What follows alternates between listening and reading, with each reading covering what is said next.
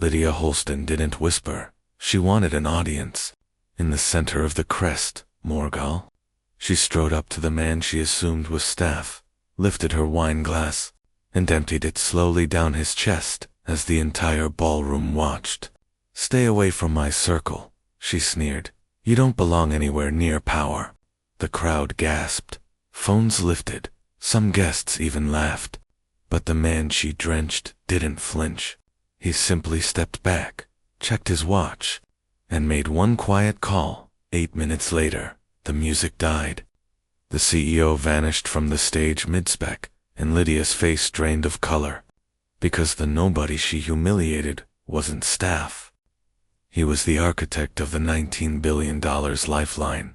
Her collapsing empire couldn't survive without. The Crestmore Gala prided itself on exclusivity. Old money, newer power, whispered alliances, and people who treated the ballroom like a kingdom.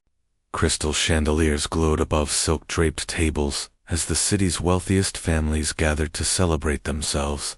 In the center of it all moved Adrian Cross, a man most ignored, but none truly saw. He blended in effortlessly, speaking to no one, observing everything. Tonight was not pleasure, it was evaluation.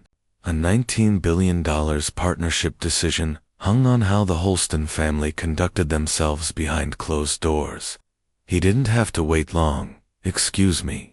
A sharp voice pierced the air. Lydia Holston, known for wielding entitlement like a weapon, marched straight toward him. Several guests turned in anticipation. Conflict followed Lydia everywhere. "You're standing too close to the benefactors," she spat. "This area is for contributors, not workers." Adrian looked at her calmly. "I'm exactly where I need to be." Lydia scoffed, then stepped into his space. "People like you don't dictate proximity. Learn your boundaries." Her friends tittered. Someone whispered, "She's going to do it." Lydia raised her glass. "Consider this a reminder." She poured the wine in one slow, humiliating stream. Gasps erupted. Some laughed. Phones rose. The entire ballroom froze in a single collective breath. Adrian didn't move. He simply blinked once, wiped his hands with startling composure, and stepped aside. "Are we done?" he asked. Lydia smirked triumphantly. "Yes. Stay out of my sight." Adrian checked his watch. "Then my part begins." He made one quiet call. No emotion, no urgency, just 9 words. "Proceed with the audit, effective immediately, full scope." The ballroom continued as though nothing had happened, but tremors had already begun. Adrian walked toward the terrace, unnoticed by most, but not by Elias Byrne, the Holston family's chief operating officer. Elias rushed after him. "Sir, are you all right?" "I saw what she did." Adrian nodded. "Has the internal review begun?" "Yes," Elias said nervously. "Legal, compliance, and forensic accounting are all mobilizing. The board is on edge." "Good." Adrian started down the stairs. "They should be inside." Lydia basked in her victory. Her husband, Charles Holston, looked uneasy. "Lydia, you shouldn't have done that." "Oh, please," she said. "He's lucky all I did was spill something." People like that cling to these events, hoping for crumbs of recognition. "You don't understand," Charles whispered.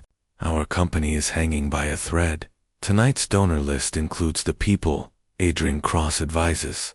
One wrong move." Lydia waved him off. "He's nobody. Relax." But then the music cut abruptly.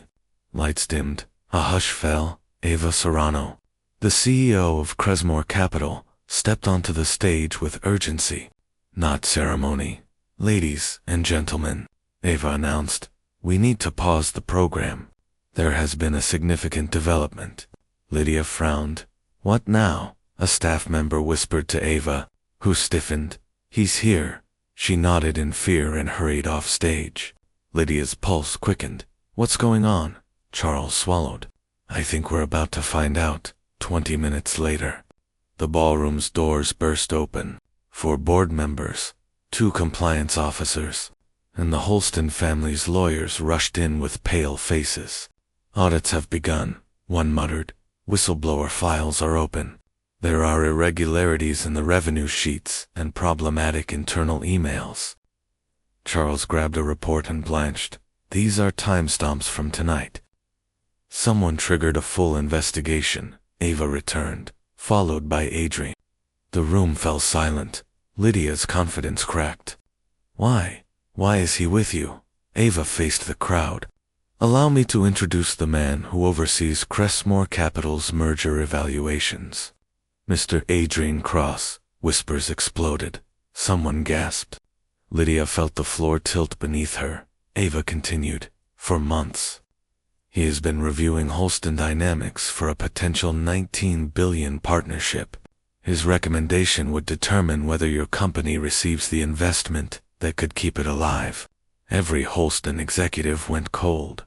Lydia stepped forward, trembling. Wait, he's not staff. No, Adrian said quietly. I'm the one deciding whether your empire survives the next fiscal quarter.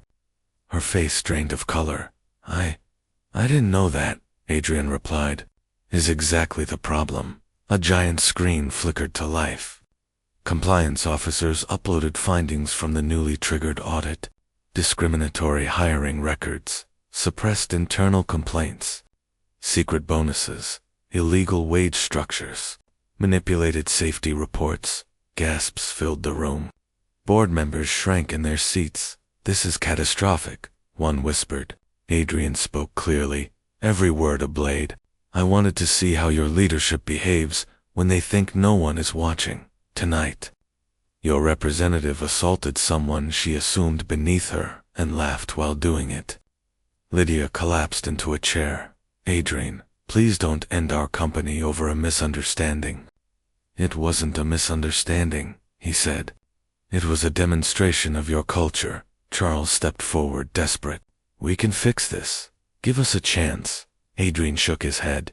You had generations of chances. He turned to Ava. Terminate the partnership proposal. Ava nodded. It's done. All negotiations are closed. Board members erupted in panic. Lydia covered her face, shaking. Adrian added, and compliance will liaise with regulators by morning. Your internal practices will no longer operate in the dark. Lydia's voice cracked. Please don't do this. Adrian paused, expression unreadable. You poured your arrogance on me like wine, but I came here tonight to see whether your legacy deserved saving. You gave me the answer yourself. He turned away, as Lydia cried into trembling hands. As Adrian exited the ballroom, reporters sprinted toward the doors.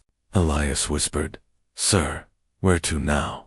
Adrian glanced back once at the collapsing Holston empire, to the next company.